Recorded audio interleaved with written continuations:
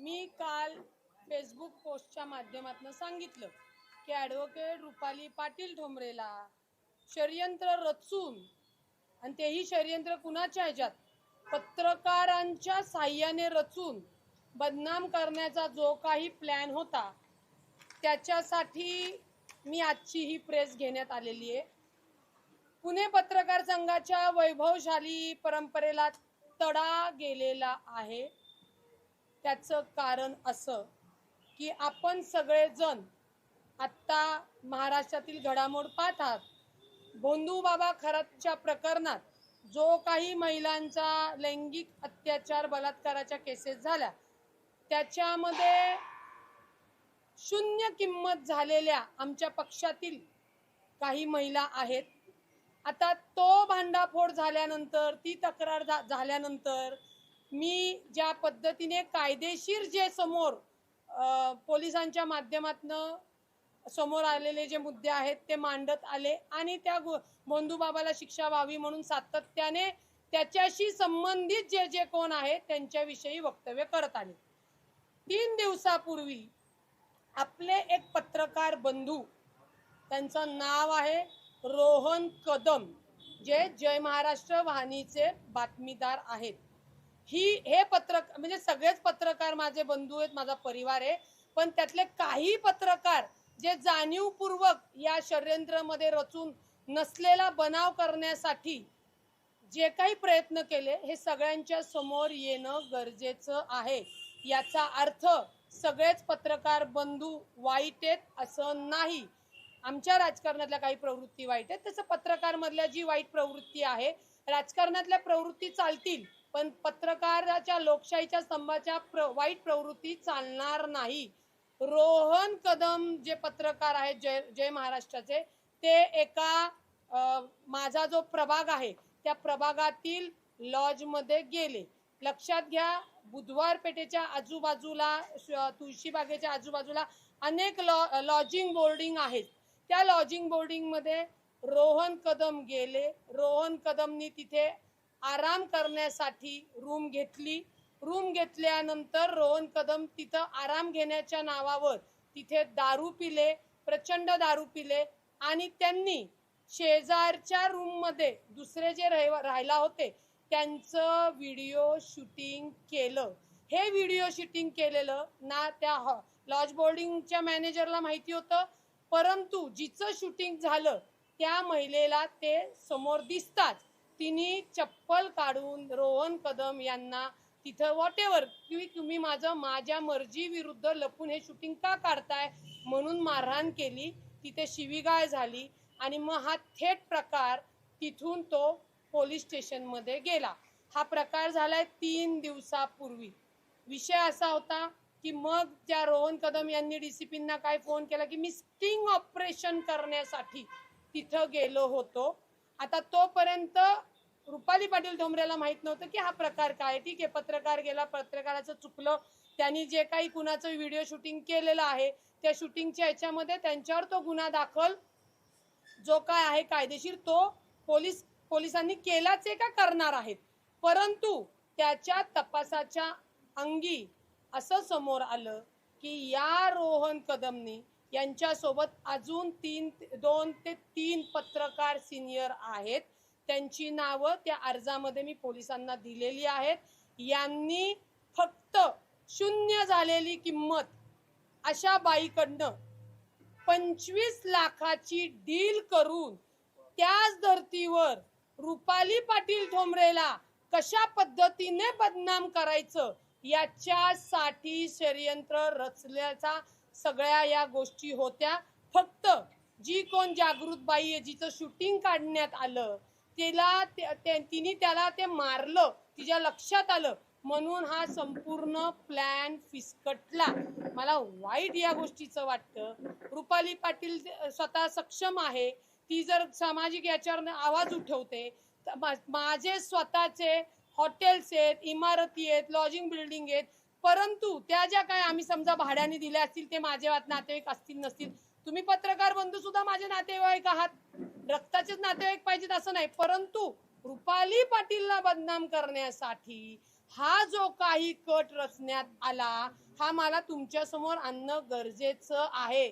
या राजकारणामध्ये सातत्याने एखाद्या दुसऱ्या प्रतिस्पर्धेला जेव्हा नामोहरण करायचं असतं, बदनाम करायचं असतं, तेव्हा अशा पद्धतीने या गोष्टी केल्या जातात.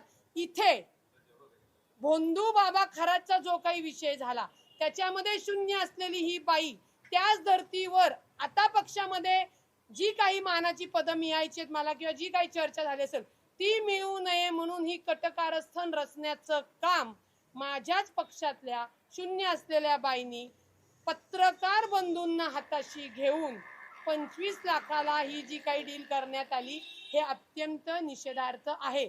समजा मला हा प्रकार लक्षात आला नसता किंवा माझ्या समोर आला नसता किंवा पोलिसांच्या तपासात आला नसता, तुम्ही बातम्या लावल्या असत्या, मी नंतर एक्सप्लेनेशन दिले असते, परंतु माझी झालेली बदनामी ही कोण भरून काढणार होतं? मी कुणाला कायदेशीर नोटिसा देणार होते, कोणाला सांगणार होते? मी सक्षम आहे म्हणून मी आज तुमच्या समोर येऊन बोलले. पत्रकार बंधू म्हणजे पत्रकार करती जे पत्रकार जे आपलं माध्यम आहे हे लोकशाहीचा चौथा स्तंभ आहे. ज्या बातम्यातून उद्या समजा रुपाली पाटीलनी खून केला, तुम्हाला कोण बातम्यांपासून अडवणार आहे का? पण जो क्राईमच मी केला नाही, ज्याच्याशी माझा तीळ मात्र संबंध नाही, तो माझ्या विरोधकांच्या बाजूने जाऊन हे रचायचं म्हणजे बदनामी करायची ही खंडणीच घेणं झालं, बनाव रचणं आलं, कट कारस्थान आलं आणि हे एका पत्रकाराने करावं याचा मला अतोनात मी याचा जाहीर निषेध तर करते आणि वाईटही वाटते. हा बोला, ऍडव्होकेट ठोंबरे बोलते. तुम्ही जरा इकडे तुमच्या जागेवर थोडंसं आत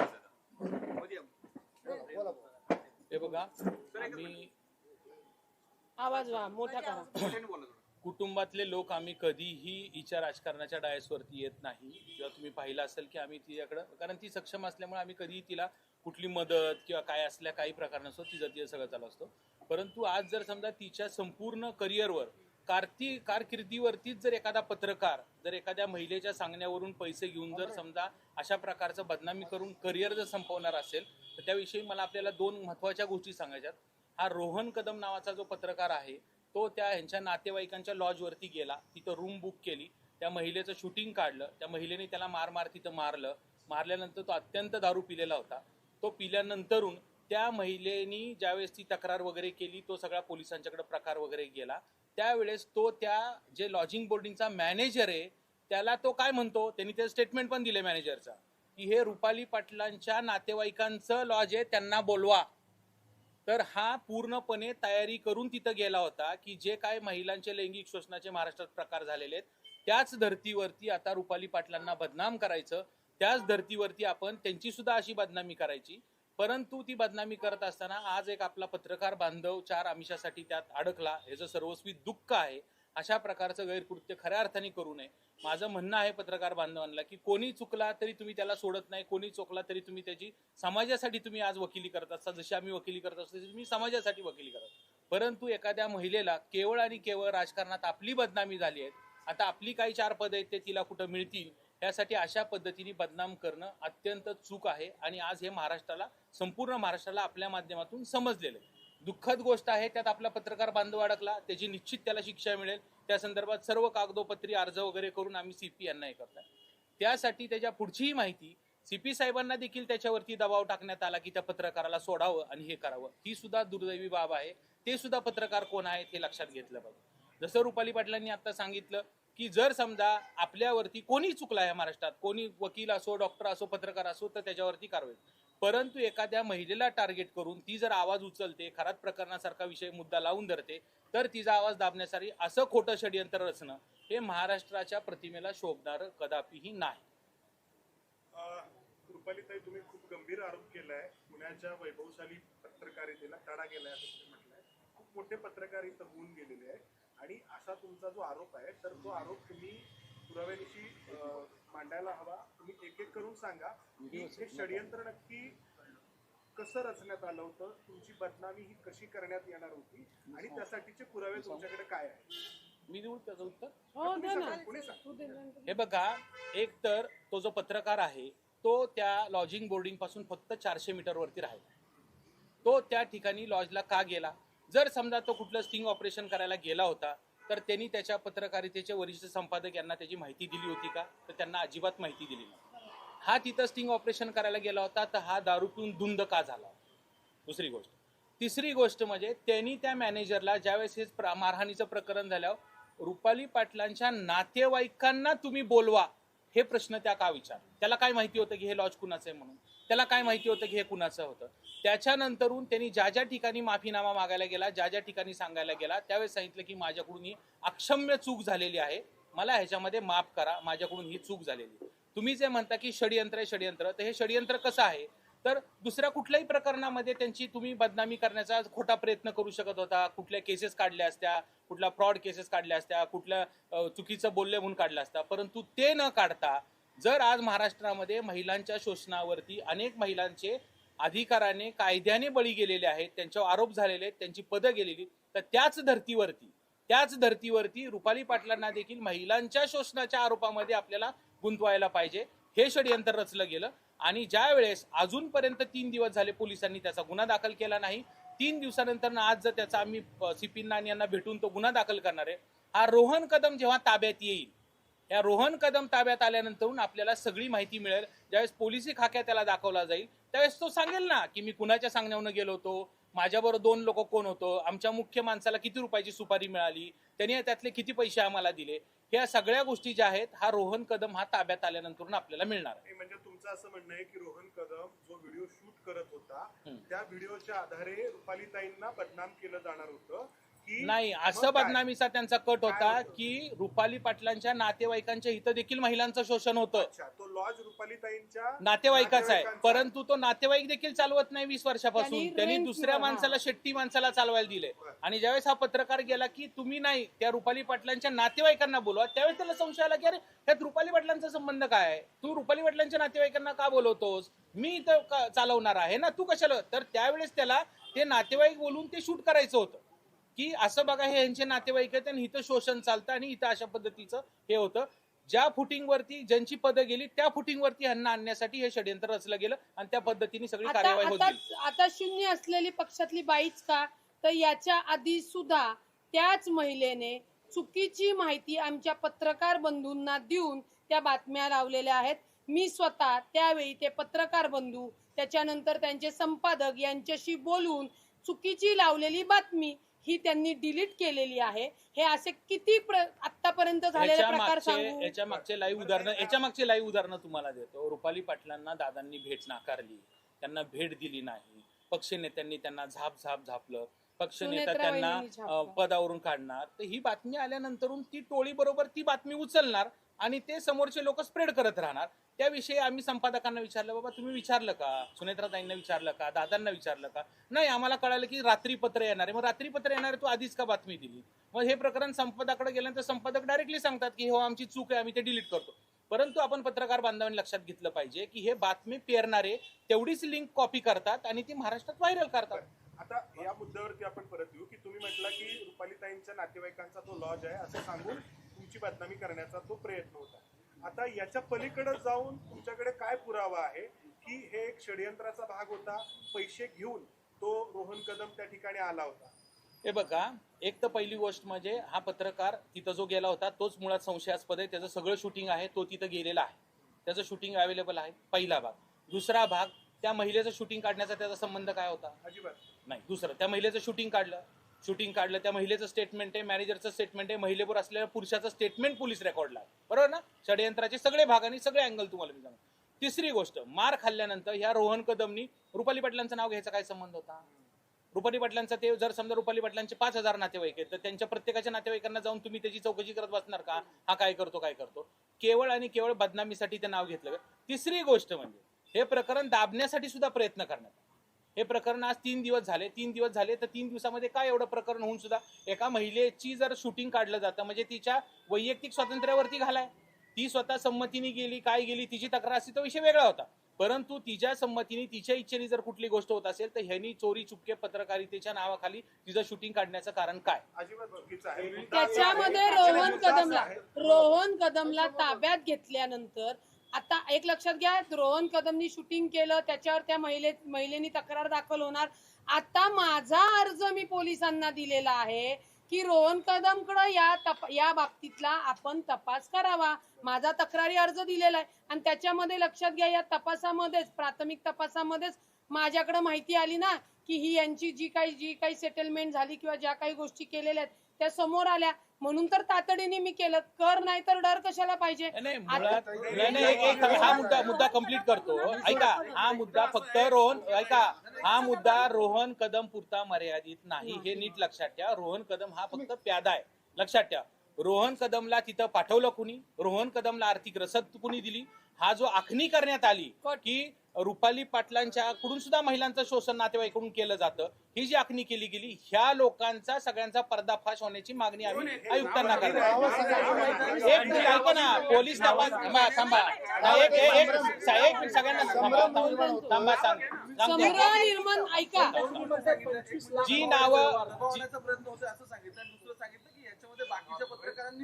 जी ऐका ना, ऐका ही सगळी नावं जी आहेत आपण तपास यंत्रणांना देणार का तुमच्याकडे देणार? आता आम्ही सीपी साहेबांना आणि डीसीपी साहेबांना भेटलो. आम्हाला जी नावानिशी माहिती, ह्याच्यामध्ये कुठल्याही चुकीच्या बांधवाचं नाव नाही गेलं पाहिजे. आज एवढं संशयाचं वातावरण निर्माण झालंय की जो तो एकमेकाकडे संशयाकडे बघतोय. 50 जणांचे फोन आले, त्याच्यावर कोण होता, मी तर नव्हतो, हा तर नव्हतं. लक्षात ठेवा, प्रत्येकाला कुटुंब आहे, प्रत्येकाला. आज माझ्या कुटुंबावरती हा घालाय, लक्षात ठेवा, माझ्या कुटुंबावरती हा घालाय. मी कुणावरती घेणार नाही. जसं नाव सांगितलं की पक्षातली महिला, अख्ख्या दुनियेला माहितीये पक्षातली महिला कोण आहे आणि किती वेळा कटकारस्थान केलेलं आहे.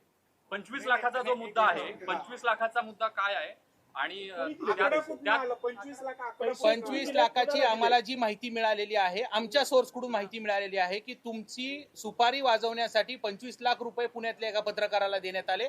त्यांनी 3 ज्युनियर पत्रकारांना नेमलं. त्यांनी ज्युनियर पत्रकारांना प्रत्येकी 2-2 लाख रुपये दिले आणि त्यातला हा एक रोहन कदम आहे. आता हा सगळा तपास पोलिसांकडे तक्रारी अर्ज दिल्यानंतर पोलीस करतील.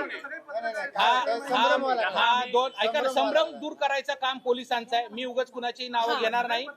कोणाची खोटी नावं घेऊन कोणालाही बदनाम करायचं नाही. ज्यांची नावं आमच्याकडे आहेत ती मी पोलिसांना तपासात रोहन कदमचा जो आहे तो तपास करून तुमच्या समोर येईल. रोहन कदमचा डायरेक्ट व्हिडिओ आहे. रोहन कदमनी मान्य केलेला आहे. रोहन कदम, त्यामुळे रोहन कदमचा आता रोहन कदम ज्यावेळेस कस्टडीमध्ये जाईल, त्याचे कॉल डिटेल्स तपासले जातील, त्याचा तपास केला जाईल. त्याच्यामध्ये ती 2 नावं, मुख्य आरोपी आणि त्यांना पैसे पुरवणारी कोण महिला, ह्या सगळ्यांची नावं येतील. आणि तुम्ही म्हणताय ते बरोबर आहे, विनाकारण कोणाची बदनामी होण्याचं कारण नाही.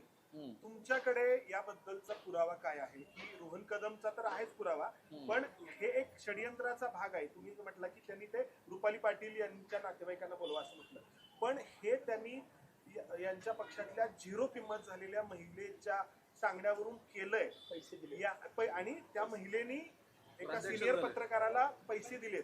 याचा तुमच्याकडे काय उत्तर देतो तुम्हाला. एक गोष्ट पहिल्यापासून आपण लक्षात घ्या, ह्याची जर मोडच पाहिली आपण, मोडच, तर कुठल्याही महिलेला टार्गेट करायचं तुम्ही अनेक ठिकाणी करू शकता, पण महिला शोषणाच्याच विषयी का करायचं?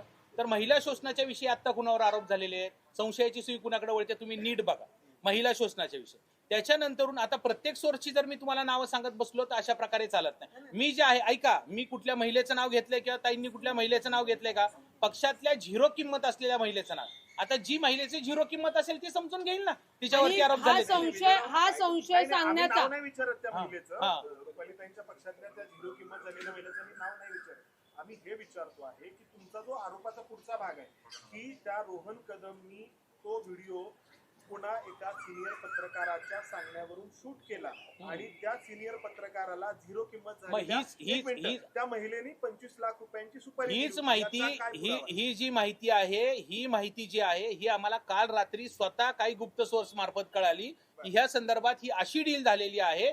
ती जी 2 मुलं घाबरली गेली की जी म्हणली की बाबा आम्ही रुपाली पाटलांच्या विरोधात असं काम करणार नाही, ती 3 मुलं जी होती त्यातली 2 मुलं पळून गेली आणि एकच मुलगा गेला. तो पण मुलगा हा रोहन कदम हा दारूच्या नशेत असल्यामुळे तिथे गेला, नाही तर त्याची ती जायची हिंमत झाली नाही. ती 2 मुलं तिथं पळून गेली आणि ज्यांनी आम्हाला माहिती दिली ती संपूर्ण माहिती आम्ही पोलिसांना देऊ, पोलीस आणि ते सत्य आणतील. शून्य किंमत असलेली महिलांनी आतापर्यंत अख्खं- याच मोडस पद्धतीने काम केलेलं आहे. याची उदाहरणं तुमच्या समोरच आहे, तुम्ही लावलेल्या आहेत त्याच्या बातम्या. त्याच्यामुळे तो विषय पोलिसांचा तुम्हाला काय अनुभव आहे? तुम्ही पोलिसांकडे तक्रार 100% आता इथून झाल्यानंतर आमचे तक्रारी अर्ज टाईप होत आहेत. त्याच्यामध्ये आम्ही जी काही संशयित नावं आहेत, ज्यांच्यावरती संशय आहे, ही सगळी माहिती डीसीपी आणि सीपींना देणार आहोत. त्या सीपीच्या माहितीमध्ये जी पद्धत आहे, ज्या पद्धतीने, कशा पद्धतीने, कुठल्या प्रकारे आणि कशा वाईट प्रकारे करिअर संपवण्याकामी खोट्या पत्रकारांचा, खोट्या बनावट असलेल्या किंवा लाचखोर जो पत्रकार आहे त्यांचा संबंध घेऊन त्याच्यावरून आम्हाला टार्गेट करण्याचा प्रयत्न केला. आणि विशेष म्हणजे तुम्हाला माहिती सांगतो की आपल्याला सांगायला आवडेल की हे जे सगळे पत्रकार बांधव आहेत त्यांनीच काय माहिती आम्हाला दिली. हे जे चांगले अगोदर पत्रकार, काळं बेरं जे काय चाललं लोकशाहीचं होतं, चर्चा चालू होती, मित्रांमध्ये काय बोलणं चालू होतं, आपण यांचं हे करायचे, त्यांचं करायचे, सगळ्यांचेच खाली अंधार असतो, बुडाखाली अंधार असतो, मग हे असतो. परंतु ठामपणे तुम्हाला मी सांगतो की रुपाली पाटलांच्या विषयी एखादं मारलं असेल, भांडण असेल, अशा कुठल्याही तक्रारी असू शकतात किंवा त्यांच्यावरती ऑलरेडी केसेस, परंतु महिला शोषणाचंच काढायचं कारण का? तर काढायचं कारण हे की आता महाराष्ट्रामध्ये जे महिला शोषणांमध्ये ज्यांचा हे झालेला आहे, पर्दाफाश झालेला आहे, त्याच प्रकृती, त्याच धर्तीवरती ह्यांचा देखील पर्दाफाश करण्यासाठी त्या ठिकाणी ते महिलांचं प्रकरण काढण्यात आलं. मला एक मिनिट मला एक विचारायचंय.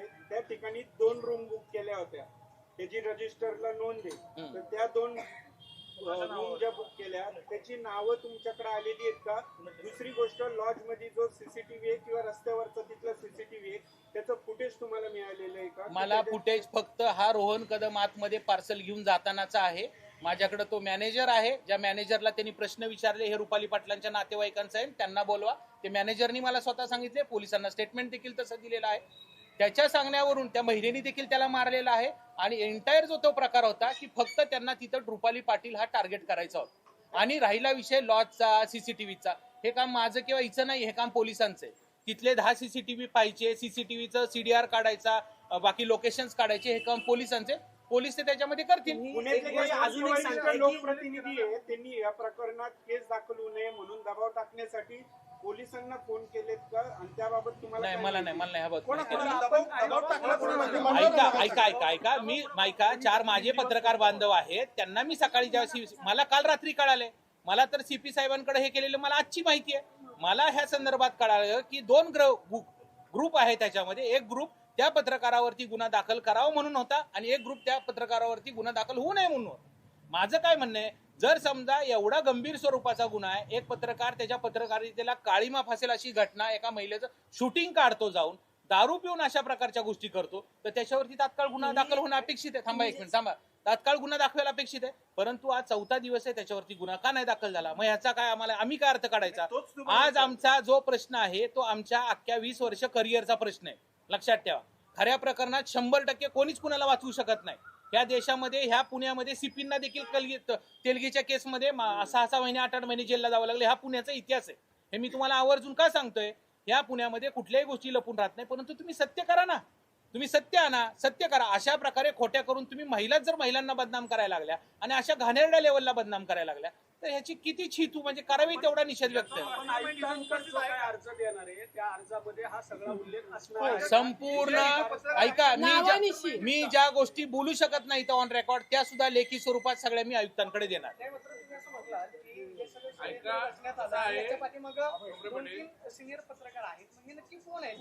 मी परत ऐका तुम्ही 10 वेळा जरी मला प्रश्न त्याच्यामध्ये ज्या पत्रकारांनी सांगितलं गुन्हा दाखल करू नका, त्यांची नावं माझ्या पोलीस तक्रारीच्या अर्जामध्ये आहे.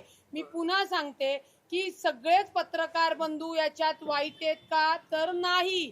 काही ज्या प्रवृत्ती वाईट आहे, रोहन कदम सारख्या, त्यांना ज्यांनी सांगितलं किंवा जी काही तोड मला बदनाम करण्यासाठी, षडयंत्र रचण्यासाठी जे कोणी सिनियर पत्रकार होते, हे 2-4 दिवसात तपास करून समोर येतील ना. मुळामध्ये ऐका ना, मला जरी 100% माहिती असली, मी आज नाव घेणं उचित होणार नाही. कारण का? लक्षात ठेवा, पोलीस तपासामध्ये त्याचा सीडीआर, त्याला कुणी आदेश दिले, त्याला जर समजा त्याच्या वाहिनीकडून जर हे आदेश नव्हते, वाहिनीकडून असे आदेश होते का तू दारू पी ऍक्टिंग कर आणि तिथे जाऊन महिलांचं, ज्या महिलांचा काही संबंध नाही शूटिंग कर, अशी कुठली वाहिनी सांगू शकते का? तर नाही. म्हणजे तो परस्पर गेला.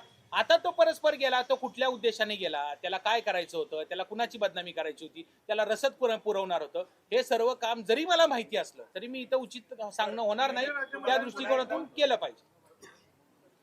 केंद्रीय राज्यमंत्र्यांचा काही फोन नाही असलं काही नाही. कुणाची नाव नका घेऊ. मला तुम्हाला मगाशी विचारलं होतं की पोलिसांचा याबद्दलचा काय अनुभव आहे? तुम्ही म्हणता की तुम्ही आता आम्ही दररोज पोलिसांबरोबर भांडत असतो, लक्षात ठेवा. परंतु ज्यावेळेस आमच्यावरची वेळ येते तेव्हा पण आम्ही पोलिसांकडेच जातो आणि आम्हाला पोलिसांचा चांगला अनुभव. ते कुणालाही सोडत नाहीत, कुणालाही हे करत नाही. फक्त आता ह्याच्यामध्ये कुठलाही राजकीय हस्तक्षेप येऊ नये अशी अपेक्षा आहे. जर असं नाही आलं तर रोहन कदमला साथ देणारे, सुपारी घेणारे, त्याला रसद पुरवणारे, हा सगळा तुम्हाला एव्हिडन्स थोड्या दिवसात आलेला दिसेल. मग आम्ही प्रायव्हेट कंप्लेंट कोर्टात जाऊ, खटला दाखल करू. 3 दिवस त्या महिलेची पण- तक्रार पोलिसांनी घेतली नाही, तर तुम्ही आतापर्यंत अहो, पोलिसांनी सोडा, अशा केसेसमध्ये पोलिसांनी स्वतःहून फिर्याद दाखल करायला पाहिजे. एखाद्या महिलेचं असं शूटिंग होतं, ठीक आहे, महिला समजा तिच्या काही अडचणींमुळे नाही येऊ शकली, तिच्या काही अडचणी असतील, काय असेल ती नाही येऊ शकली, पोलिसांनी गुन्हा दाखल करायला 3 पाहिजे. दिवसात पोलिसांनी हे का नाही केलं? मग हाच तर माझा प्रश्न आहे तुम्हाला. पोलिसांना माहिती, मग पोलिसांचा चांगला अनुभव आहे असं कसं म्हणता तुम्ही? अहो, इतर केसेसमध्ये, ह्या केसेसमध्ये पत्रकार इन्व्हॉल्व आहे, उद्या एखाद्या केसेसमध्ये कुठला मंत्री इन्व्हॉल्व असेल तर ते दाबलं जाईल ना थोडंसं. तो त्याचे टॅक्टिक्स वापरेल, त्याचे मित्र परिवारांचे प्रेशर वापरेल. आमच्या एखाद्या कुठल्या वकिलावर काय झालं, आम्ही सगळे वकील त्याला वाचवण्याचा प्रयत्न या आहे. केसमध्ये पोलीस तपास करतील का दाबलं जाईल? अहो, 100% मला त्यांच्यावर विश्वास आहे. नाही दाबलं तर न्याय देवता आहेच ना. आम्ही हा काही सगळा पोलिसांनी तो जर नाही मॅनेजर तपास केला तर मी कोर्टाकडनं दाखल करून या जे ऑफिसर आहेत त्यांनी सुद्धा कर्तव्यात कसूर केली म्हणून माझ्याकडे आहे ना अधिकार, तो मी वापरेल. पण पोलिसांनी तपास योग्य करावा अशी मला खात्री वाटतीये सध्या तरी. नाही वाटलं तर पोलिसांसह ज्यांच्यावर जी काही कारवाई करायची आहे कायदेशीर ती मी करेन. शेवटी एकच सांगतो, शेवटी अजून कोणाचा प्रश्न आहे का? नाही हो, नाही, कुणाची तसं नावं काय नाही. घेऊ ना, कुठल्याही मंत्र्याचा ह्याच्यामध्ये काही संबंध नाही. आत्ता जे आहे त्याच्यामध्ये एक सिनियर पत्रकार, त्याचे 3 चेले, त्यातला एक हा चेला, यांचा आत्ताशी आम्हाला मिळालेली माहिती आहे. आणि पोलीस आणि महिला, मुळामध्ये आम्ही जेव्हा त्या सकाळी मॅनेजरला बोलवून घेतला, त्याला विचारल्यानंतर त्याचा काही संबंध आहे का, त्याला तर काहीच कळत नाही. महाराष्ट्रात कोण खरात बाबा हे काहीच माहिती नाही. त्यांनी आल्या सांगितलं की तो जो व्यक्ती होता तो रुपाली पाटलांच्या विषयी चर्चा करत होता आणि रुपाली पाटलांना अडकवण्यासाठी त्याचा प्लॅन दिसत होता, असं त्याला प्रथमदर्शनी वाटलं. त्यांनी पोलिसांना बोलताना सुद्धा सांगितलं की आम्हाला सांगितलं गेलं की हे रुपाली पाटलांच्या नातेवाईकांचं हॉटेल आहे, त्यांना बोलवा. हे त्या पत्रकाराला माहित असण्याचं कारण नाही, याचाच अर्थ की तो सगळं ठरवून गेला होता. शेवटी तुम्हाला एकच सांगतो, महाराष्ट्रामध्ये अशा प्रकारे हिलाच काय, कुठल्याही महिलेला खोट्या केसमध्ये गुंतवणं हा अत्यंत निंदनीय आणि अत्यंत गंभीर स्वरूपाची बाब आहे. आपण सर्वांनी गांभीर्यपूर्वक याची दखल घेतली पाहिजे आणि अशा खोट्या वृत्तांकांपासून, अशा लोकांपासून सावध राहिली पाहिजे. मी आपली एवढी विनंती जाता जाता एवढंच सांगते, महाराष्ट्रातले सर्व जे जनता आहे ते माझे नातेवाईक आहेत, त्यांच्या प्रॉपर्टी आहेत, त्यांनी कुणाला भाड्याने दिल्या असतील, त्याच्यामध्ये खून होऊ द्या, बलात्कार होऊ द्या, चोरी होऊ द्या, कायद्याने त्यांनी जर गुन्हा केला तर त्यांच्यावर शिक्षा झालीच पाहिजे.